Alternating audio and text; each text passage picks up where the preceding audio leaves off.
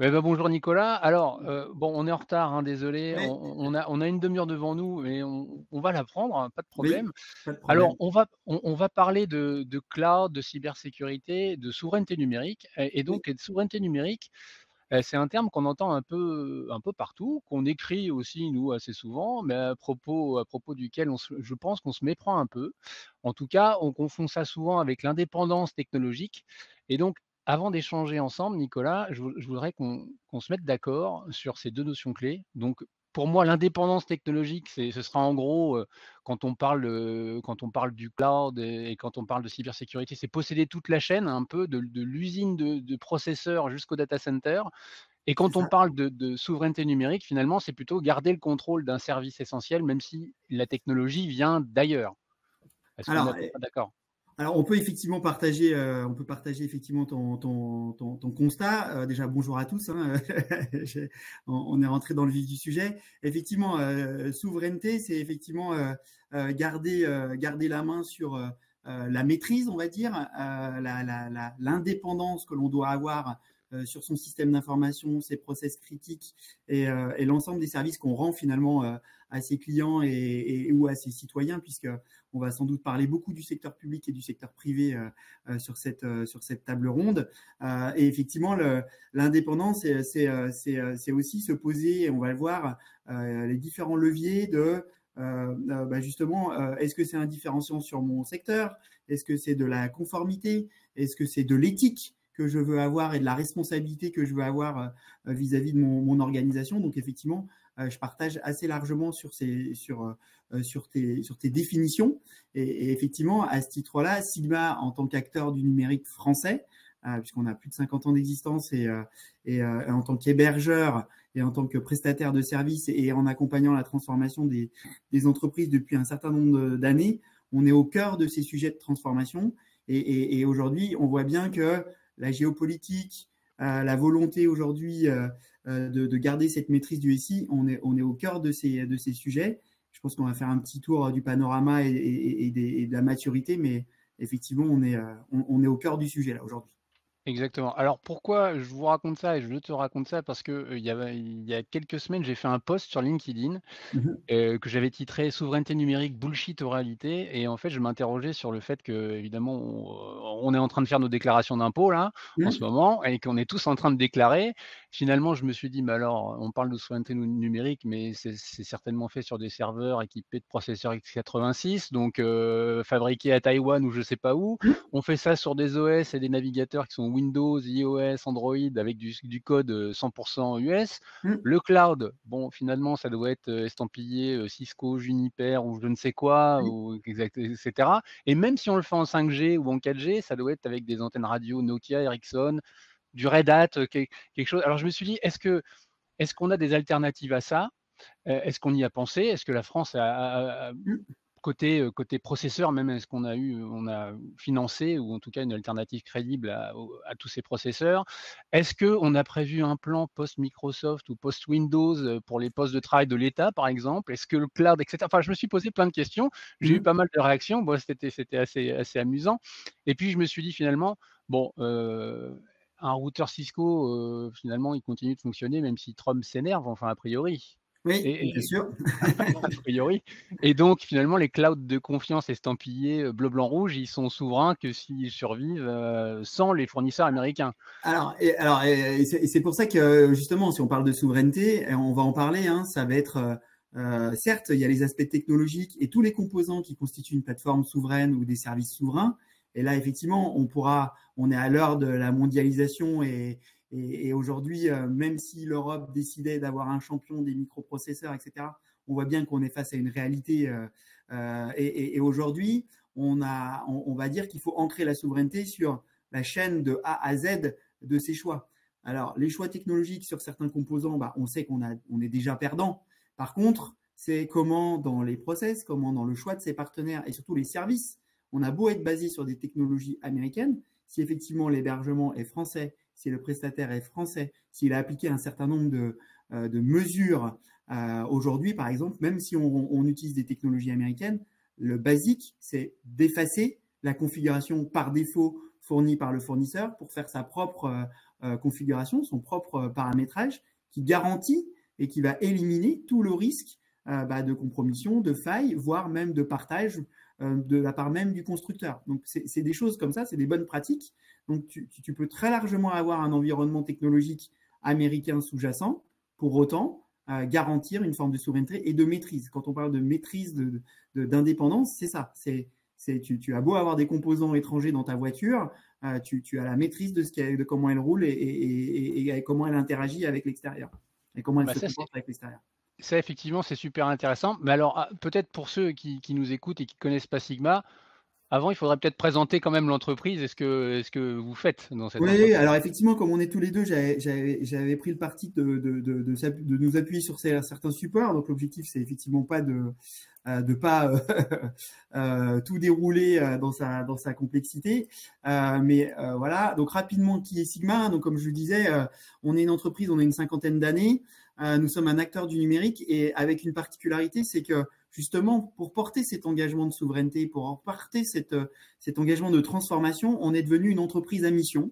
Et donc, au-delà de la pérennité et du développement économique de notre activité, on a une raison d'être. C'est effectivement de contribuer à la transformation à un numérique responsable et où chacun et chacune trouve sa place. Donc, ça veut dire que ça va au-delà. Et donc, à travers les 5 piliers du numérique qu'on adresse, on met la souveraineté en premier, puisqu'on est hébergeur et donc français et donc d'un cloud souverain. On opère des services managés d'infogérance de nos propres infrastructures et de celles de nos clients. Sous-jacent, il y a les sujets de cybersécurité. Donc, c'est comment je sécurise et je garantis la résilience des organisations, la continuité des services. On va le voir, ça va être un sujet au cœur de nos échanges, c'est pourquoi aujourd'hui les sujets de data et d'IA viennent confronter la stratégie et viennent challenger ses choix, justement, ses choix technologiques, ses choix de souveraineté. Et puis, on a 2 autres activités où on est éditeur-intégrateur de logiciels sur la partie ERP. Donc, c'est 700 collaborateurs, une couverture nationale, et on le verra, c'est plus de 2200 clients qui nous font confiance. Voilà, je peux dérouler quelques logos. Donc, vous voyez, on intervient sur tout secteur d'activité, que ce soit le retail, la santé, le public, le logement social, l'industrie. Et à l'image de ces clients qui nous font confiance, aujourd'hui, il n'y a pas un secteur où ces sujets-là ne sont pas abordés, quelle que soit la taille, soit des primo-accédants où justement on aborde ces sujets de transformation dans la durée, soit des personnes qui sont largement matures, des grands groupes. Vous voyez, SNCF, Galec, qu'on accompagne depuis plusieurs années maintenant, et on s'inscrit dans des schémas directeurs avec des projets de transformation long terme et on prend projet après projet et on transforme petit à petit ces éléments.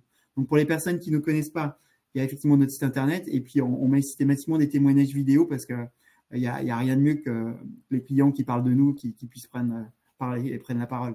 Effectivement. Alors, tu parlais donc de la maturité des grands groupes en termes de cloud et de cybersécurité, j'imagine. Alors, quel regard tu portes sur l'écosystème français du cloud et de la cyber en termes de maturité, justement? Parce que Oui, là, alors c'est intéressant et je pense que tu as raison de poser le sujet. Alors, j'ai préparé 3-4 slides.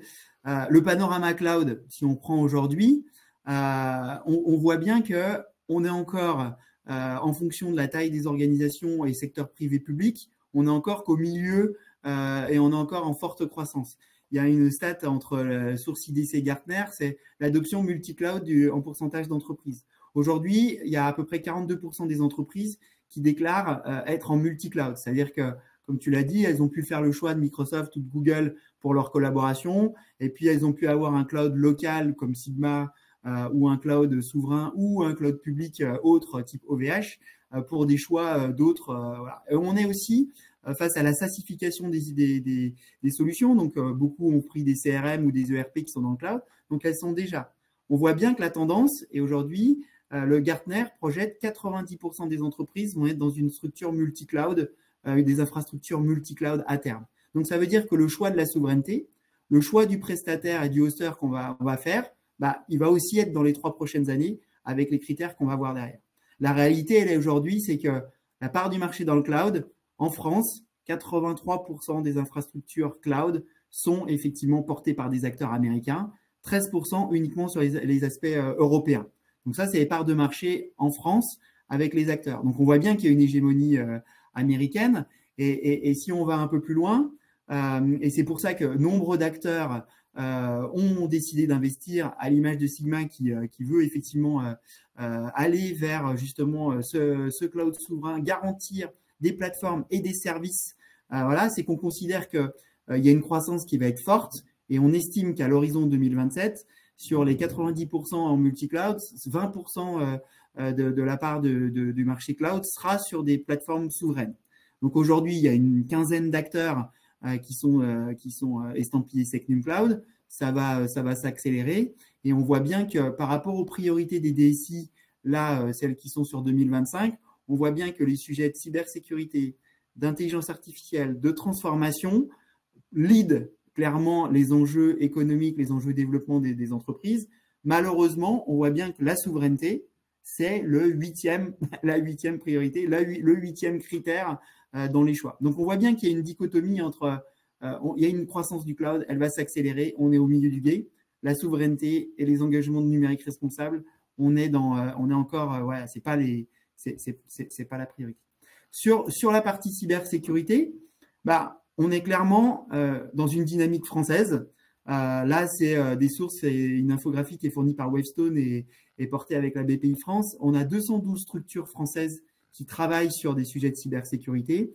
On a un enjeu aujourd'hui en tant qu'acteur de la cybersécurité comme Sigma, c'est le passage à l'échelle. C'est-à-dire tous les acteurs américains que vous voyez sur la partie droite, ça a été soit des startups, soit des groupes, et par des investissements colossaux qu'ils ont pu mettre dans l'intelligence artificielle, voire des fusions-acquisitions, on voit bien qu'elles se sont développées et qu'elles adressent aujourd'hui un marché international et donc elles ont une capacité à aller grossir très très vite. Notre enjeu aujourd'hui, c'est faire de nos startups des scale-up et demain des licornes pour garantir justement, soit en termes de technologie, mais également en termes de services, cette souveraineté. On a des champions. Historiquement, on avait Tetris, on a Refanglam maintenant, on a Sequoia, on a d'autres acteurs. Ils sont regroupés derrière un étendard qui est Exatrust, qui est effectivement une communauté cloud de confiance et de cybersécurité. Donc, il y a des initiatives. Par contre, on voit encore, et la semaine dernière, ça a défrayé la chronique, un des leaders français qui était Vadé Secure, qui avait été racheté par Hornet, un Allemand qui permettait d'avoir un champion européen, est tombé sous le giron de Proofpoint américain. Et on voit bien que voilà, si on ne développe pas et si on n'atteint pas ce passage à l'échelle pour ces acteurs-là, on aura de la difficulté à garder ces solutions. Donc, notre rôle aujourd'hui, si je dois conclure sur un peu ce panorama-là, notre rôle, nous, en tant qu'acteurs du numérique, c'est justement de travailler à la sensibilisation des décideurs et donc des personnes qui nous écoutent aujourd'hui. C'est justement de mettre en visibilité ces choix technologiques, ces initiatives, qu'elles soient publiques ou privées, et d'engager cette transformation étape par étape. On aura toujours à nos catalogues des technologies américaines, étrangères, mais on doit tous collectivement avoir donné le choix Secnum Cloud, le choix du souverain, le choix du français ou du choix à minima européen pour justement engager cette transformation étape par étape. Alors, tu parlais tout à l'heure justement quand tu présentais le panorama du cloud, du label et de la certification Secnum Cloud. Et où est-ce qu'on en est de la certification EUCS? Alors, on est effectivement là aussi, mais c'est comme tous les projets, comme tous les projets et directives. On est justement dans cette définition. Il y a aussi, tu aurais pu citer aussi le projet Gaia, Oui. dont l'objectif est d'avoir effectivement des plateformes et en tout cas un référentiel d'exigence forte. Donc, on est encore là dans la réalité de ce qui nous habite, c'est-à-dire d'arriver à se mettre d'accord, de positionner un niveau d'exigence, une norme, qu'on la défende, qu'on s'en empare et qu'on la porte véritablement au niveau européen et au niveau national, de sorte à ce qu'elle ne soit pas diluée et derrière que justement ces acteurs étrangers puissent se conformer et rentrer dans ce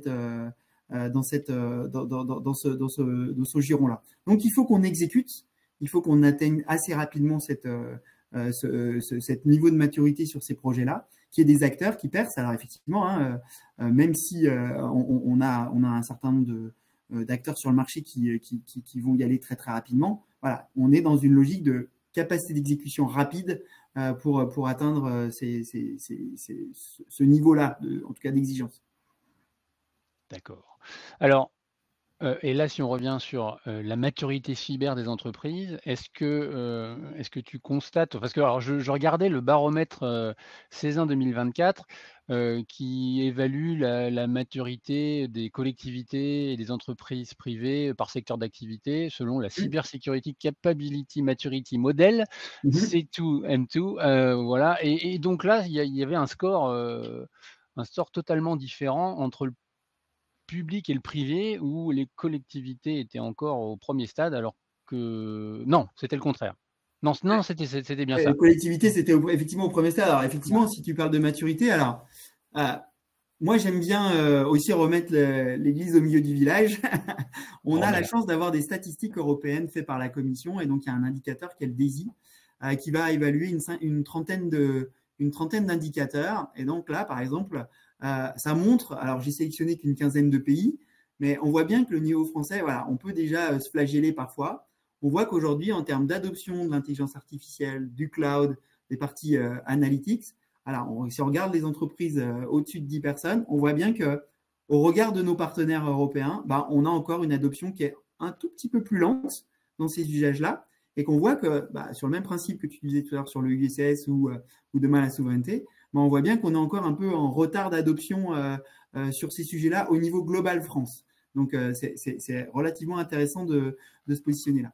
Si par contre, je regarde d'un point de vue sécurité, on voit là, pareil, hein, c'est le GCI, hein, qui est un indicateur européen aussi qui permet d'estimer, donc c'est des statistiques de 2023, qui fait qu'aujourd'hui, par contre, autant sur l'adoption, on est en retard, autant sur la réglementation, les mesures techniques, ce qu'on essaye de mettre en place en termes de sécurité au niveau français, local, national, bah, on est plutôt dans les leaders, et donc on est un tiers de confiance, et les acteurs français sont reconnus comme des tiers de confiance, notamment autour de ces usages numériques et en termes de sécurité. Donc là, on voit bien sur le radar qu'on a mis et la structure publique et l'accompagnement et le soutien auprès des acteurs français, qu'elles soient privés ou publics, les moyens d'avoir un écosystème numérique sécurisé et réglementé, de sorte à ce que justement les activités soient pérennes et durables. Alors effectivement, si pour répondre à ta question, où en est-on de la maturité? Bah, si on regarde en fait les statistiques et ce qui ressort, si on prend les trois piliers en termes de sécurité, la sensibilisation au risque numérique, bah, voilà, en vert, on a les grands comptes et les ETI, en orange, on a les PME, et en bleu, on a le secteur public. On voit globalement que systématiquement, bah, les grands comptes et les ETI, par les moyens et par la continuité des services et par les enjeux business que la sécurité et les choix de cloud portent, eh ben, on voit bien que ils ont mis les moyens et qu'ils ont un niveau de maturité plus fort. Par contre, derrière, on voit depuis un certain nombre maintenant de mois que les PME et le secteur public investissent et ont réussi à dépasser les 5-6% du budget IT dédié à la sécurité, et on voit bien qu'ils rattrapent petit à petit leur retard. Pour autant, sur la protection à l'incident, la mise en œuvre d'une gouvernance IT de la mesure du risque, ils sont énormément en retrait. C'est un pourcentage d'entreprises et d'organisations qui sont issues de ça. Tu parlais du baromètre du Césin, effectivement. Les collectivités territoriales et le secteur public sont effectivement à un niveau de maturité 1, là où l'industrie est à 2,3, et là où le secteur bancaire et assurantiel est effectivement dans des niveaux de maturité hyper élevés. Donc aujourd'hui, c'est une prise de conscience qui manque, c'est une mise en action des moyens. La stat qui est cruelle, et c'est la dernière stat de ce slide, 75% des collectivités consacrent moins de 2 000 € par an à la sécurité informatique.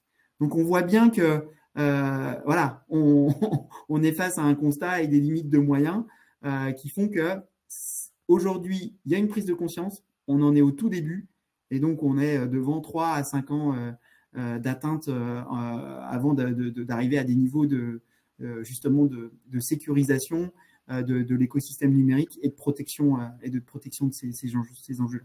Oui et encore la prise de conscience, j'ai des fois je me demande, j'ai quelques doutes quand je vois, bon, par exemple, sur le site de l'ANSSI, il y a une espèce d'outil qui permet de jauger sa maturité cyber. Mhm. Bon voilà, vous pouvez aller sur le site, et faire le test. Vous verrez, vous avez quelques questions auxquelles vous répondez et après vous avez un état des lieux et puis quelques pistes d'action. Mais quand je reçois aussi tous les communiqués, des éditeurs, de, de, de logiciels de cybersécurité, enfin bref, qui sont spécialisés là-dedans, qui pointent du doigt tout ça, je me dis qu'il y a peut-être aussi le fait que beaucoup d'entreprises, de petites structures, ou peut-être aussi dans le public, qui se disent: «OK, moi je vais faire appel à un hébergeur ou à un prestataire et en fait je vais déporter toute ma sécurité sur lui. Donc finalement j'ai rien à faire moi. J'ai l'impression que c'est lui qui va tout gérer», sauf que c'est pas la réalité. Alors, c'est pas la réalité et tu aurais pu rajouter que c'est pas parce que je vais dans le cloud public,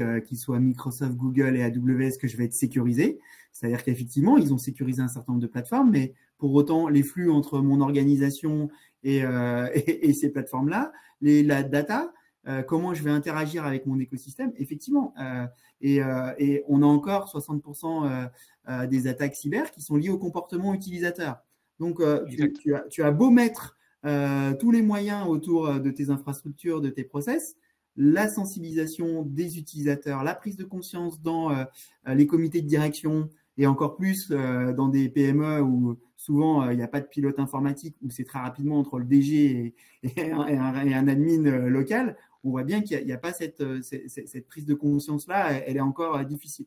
Donc souvent, nous, effectivement, on recommande très, très fortement voilà, l'audit, l'évaluation, c'est poser le thermomètre et comprendre ces enjeux-là.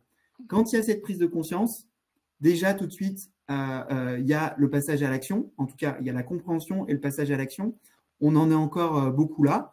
Là où, par contre, l'industrie, le domaine bancaire, on l'a vu, là, on est plutôt dans ce qu'on appelle, nous, des actions de durcissement. C'est-à-dire qu'elles ont atteint un niveau de maturité et là, elles vont aller traiter leurs compromissions, traiter leurs failles et durcir petit à petit ces enjeux-là. Donc, on accompagne les entreprises justement dans ces audits de maturité. On y viendra tout à l'heure sur quels sont les leviers, comment on peut facilement mettre le pied à l'étrier des différents acteurs. Et puis, on peut aller dans l'ultra-expertise pour aller, comme je dis vulgairement, parfois ceinture et bretelles sur l'ensemble de ces périmètres de ces données. Mais voilà, ouais. D'ailleurs, je vous invite à vous connecter à 15h30 pour cette session consacrée au social engineering à l'OSINT. Vous verrez que le facteur humain, quand même, c'est vrai, un sacré vecteur une belle porte d'entrée en tout cas. Ce qui est rassurant, c'est l'indicateur sur la sensibilisation. En fait, on voit là, par exemple, que contrairement au déploiement des outils sur la protection, la sécurité, même la gouvernance, on voit que quand même sur la sensibilisation, 32% des acteurs du public considèrent qu'ils ont formé durablement sur plus d'un an leurs agents. Donc, c'était pas ces stats-là il y a encore 2 ans. Donc, on voit bien que si elles ont mis en place ce type de démarche, avec du phishing, avec de l'e-learning, avec des capsules qui permettent de sensibiliser ça, on voit bien que la prise de conscience, elle est déjà. Alors maintenant, on va se demander, et il va falloir qu'on soit rapide parce que l'heure tourne aussi, comment on hausse le niveau justement, comment on va faire progresser toutes ces entreprises et ces collectivités. Alors, finalement, je vois 2 choses, la pression réglementaire, hein, c'est déjà le cas avec tous les règlements qui arrivent. Enfin, il y en a 2, NIS 2, DORA, et cetera. Et puis il y a aussi certainement la crainte réputationnelle qui pousse les gens, qui pousse les entreprises à agir. Mais je te laisse nous éclairer sur ces deux leviers. Oui, alors en fait, alors si effectivement on parle de souveraineté, d'indépendance, mais finalement on va parler de quelque part de la pérennité de son entreprise, de la sécurité de son entreprise, son domaine. Nous, on aime bien challenger justement les décideurs au regard de ces quatre éléments clés.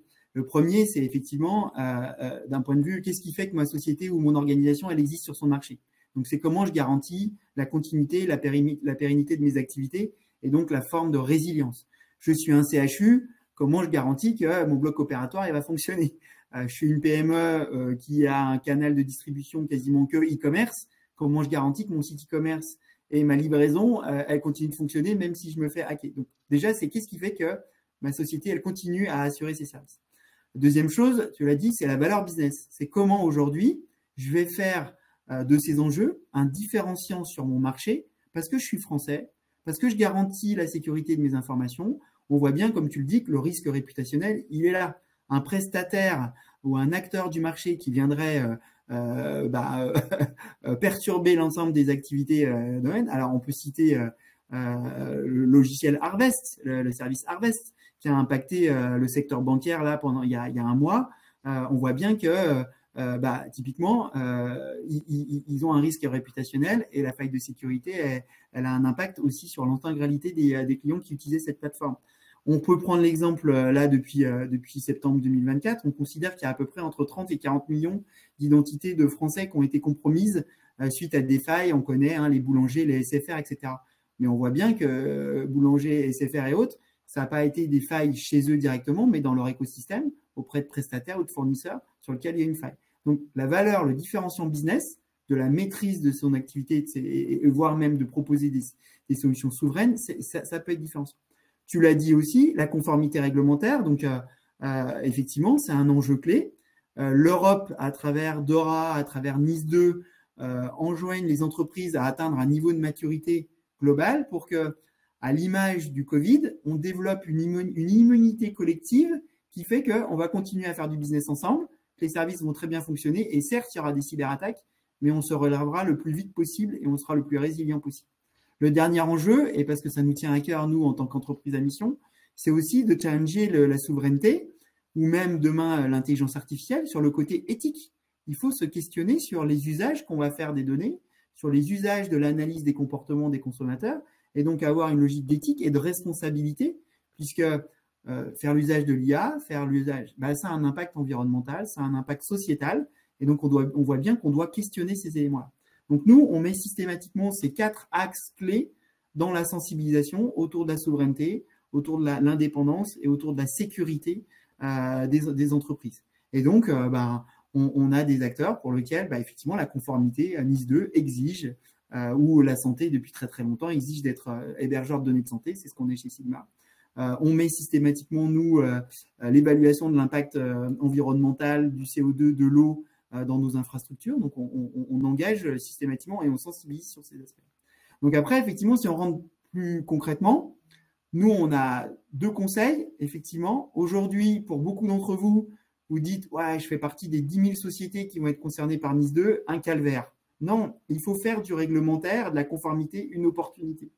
Pourquoi? Parce que c'est un excellent moyen d'aller mobiliser vos équipes de direction et de comprendre que tous les sujets dont on est en train de parler, ça concerne autant la direction pour les risques que le légal, que l'IT et vos utilisateurs métiers.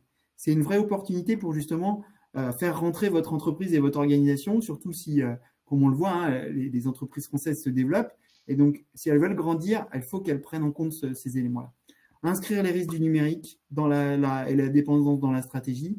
Et surtout, c'est adopter une démarche de mise en conformité et d'amélioration continue. On ne va pas faire un projet de 3 mois pour transformer ces entreprises. On est sur des schémas directeurs à 3-5 ans. Et là aussi, vous n'êtes pas seul. Et c'est ce qu'on essaye aussi de sensibiliser. Vous bénéficiez soit dans vos branches professionnelles, soit BPI France, le plan France Relance. Pour les collectivités territoriales, il y a le Coter numérique, qui est l'association des collectivités, qui propose plein de programmes qui vont vous permettre justement de bénéficier d'audits, d'accompagnement, d'acculturation.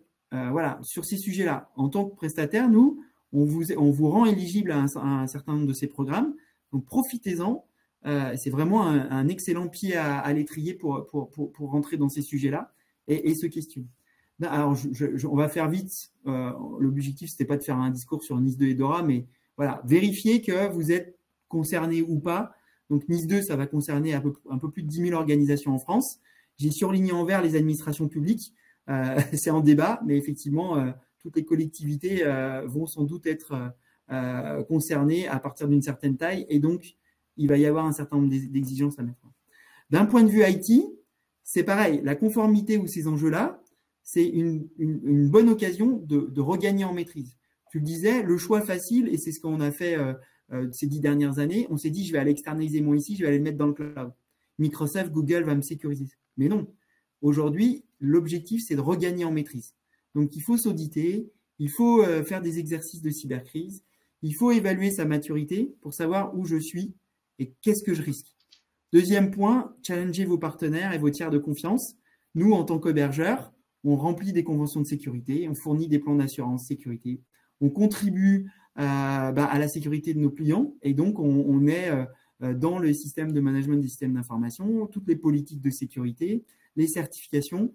C'est important. Rechallenger vos partenaires, vos tiers sur leur capacité à être souverain, à être indépendant et à ne pas vous faire porter un risque supplémentaire. Et puis ce que je disais, par où commencer? Bah, parfois, voilà, c'est construire une vision long terme, mais déployer des projets à impact immédiat. C'est avec des petites victoires qu'on va montrer que ces démarches ont un intérêt. Et donc souvent, bah, je vais commencer à mettre ma sauvegarde. Au lieu de la mettre chez moi, je vais aller la mettre dans un cloud souverain. Je vais construire un plan de continuité d'activité. Je vais m'appuyer sur un acteur souverain. Je commence à mettre de l'indépendance là-dedans. Là où je vais, pour ma cybersécurité, faire appel à un acteur français qui va me proposer des solutions françaises. Et donc ça, c'est déjà un premier pied, un premier pas que je peux faire dans ces éléments-là. Ça, je pense que c'est vraiment 3 conseils, voilà, à garder en tête pour tous ceux qui nous écoutent. Je crois qu'on va être obligé de s'arrêter là, autrement on n'aura jamais le temps de terminer cette Ouais. matinée. Donc Alors, ouais. vas-y, vas-y. Merci Eric. Et en fait, juste pour conclure, et parce que c'est le sujet, c'est intéressant rapidement en 1 minute, effectivement, parce que sans doute que l'ensemble des personnes qui sont connectées, qui nous écoutent, ont ces projets-là. Et en fait, par rapport à ce que je viens de dire, on disait pourquoi les projets data et IA viennent challenger les équipes. En fait, si on reprend si on reprend les 4-5 sujets clés, on voit bien qu'un projet de data et d'intelligence artificielle, ça va venir challenger la cartographie et la maîtrise de sa donnée. Ça va challenger le DPO, le RSSI sur les chantiers de conformité. Ça va challenger ses choix technologiques. Finalement, quel modèle d'intelligence artificielle je vais choisir, comment je vais sécuriser mon réseau, sécuriser ma data, comment je vais sensibiliser mes utilisateurs. Je voulais vraiment présenter ce cas typique et c'est ce qu'on rencontre aujourd'hui où l'IA, ça fait le buzz, mais justement, utilisez ces projets-là pour justement challenger votre vision sur ces 4 pans, éthique, conformité, souveraineté, sécurité. Je voulais vraiment terminer ça par rapport aux conseils que je venais donner précédemment, parce que c'est un très bon exemple pour justement rentrer dans ces enjeux de transformation. Et ça peut faire une guise de conclusion. Exactement, mais ça peut faire surtout l'objet d'un autre webinaire complet, parce que là, ça mériterait d'y consacrer 45 minutes sur tout ça, la manière dont l'IA invite à se poser des questions et à s'organiser différemment. En tout cas, merci Nicolas de nous avoir éclairé sur ce sujet. On se retrouvera certainement pour d'autres webinaires sur le sujet, parce que c'est toujours des questions passionnantes. Et on retrouve Fabien. Et donc, je vous invite à aller sur le site de Sigma pour découvrir les vidéos, donc témoignages des clients. Oui, C'est bien ça. Et puis sigma.fr. Ouais, voilà. le site est riche, hein. Il y a plein de choses, allez voir, vous pourrez découvrir ça, toute l'actualité. Merci à tous et bonne fin de journée. Ça marche. Au revoir Nicolas, merci.